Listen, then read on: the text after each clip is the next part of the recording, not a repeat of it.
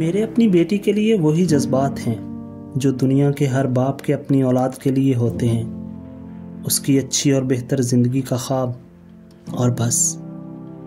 اس نے 1.5 سال کی عمر تک بولنا سیکھ لیا تھا۔ 4 سال کی عمر میں وہ ٹی وی کے سامنے کھڑے ہو کر ایکٹنگ کرتی اور مجھے کہتی کہ بابا میں نے ماڈل بننا ہے۔ میں ہمیشہ ہنس کر کہتا میری بیٹی جو بننا چاہے گی بنے گی۔ اگلے سال اس نے اداکاری کا سوچا۔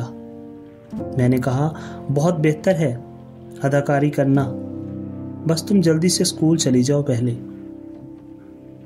اس کی 6 سال کی عمر میں جب میں انگلینڈ میں تھا اور وہ پاکستان میں، اس نے مجھے فون کیا اور کہا بابا میں نے آپ سے اپنی شادی کی بات کرنا ہے۔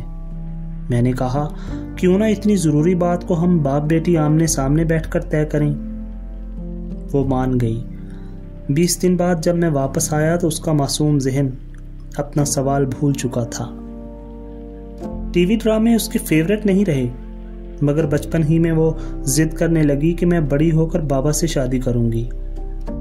بہت دن بعد اس نے مجھے اس کی وجہ بتائی۔ وہ اس لیے میں آپ سے شادی کرنا چاہتی تھی کہ آپ تو میرے بابا ہو، آپ مجھے کبھی دھوکہ نہیں دو گے۔ ٹی وی ڈراموں میں مردوں کے دھوکے کی باتیں سن سن کر اس کے معصوم ذہن میں یہی حل پیدا ہوا۔ ایک باپ کے دل پر پہلا ہتھوڑا لگا۔ عورت تو بچپن سے صرف ایک انسان، ایک مخلص ساتھی کی طلبگار ہوتی ہے۔ چھوٹے اسکول سے بڑے اسکول میں گئی تو پہلی بار حقیقی دنیا میں اس کو لگا کہ بہت ناانصافی ہے عورت کے ساتھ۔ وہ فیمنسٹ بن گئی۔ میں نے پوچھا فیمنسٹ کیا ہوتا ہے؟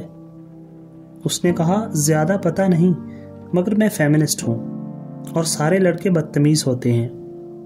فیمنسٹ کی یہ تعریف اگرچہ معصومانہ ہی تھی، مگر اس کے پیچھے کی نفسیات اگر ہم جان سکیں تو دنیا بھر میں اول فیمنسٹ ہونے والی عورت کا مذہب یہی ناانصافی سے پیدا ہونے والی قدرتی نفرت ہوتی ہے جو وہ صنف مخالف سے کرتی ہے۔ میرا جسم میری مرضی کا نعرہ مغرب سے سیدھا انہی اسکولوں میں اترا جن میں سے ایک میں میری بیٹی بھی جایا کرتی۔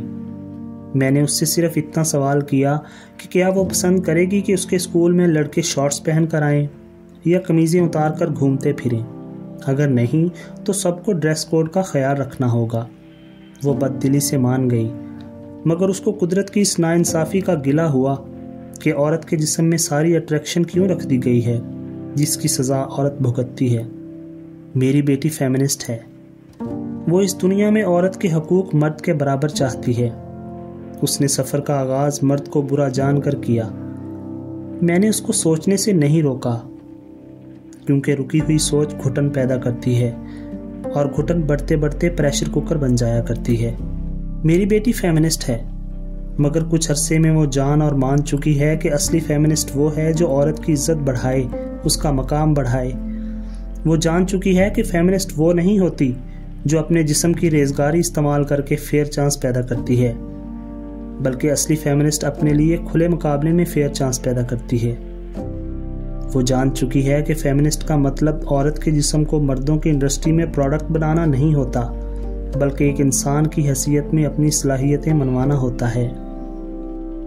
وہ جان چکی ہے کہ اپنے جسم پر مرضی کا مطلب اپنے ذاتی خیالات و خواہشات تک ہے۔ جب بھی معاشرے کی بات ہوگی وہاں کے ماحول کے مطابق مرد اور عورت دونوں کو اپنا کردار نبھانا ہوگا۔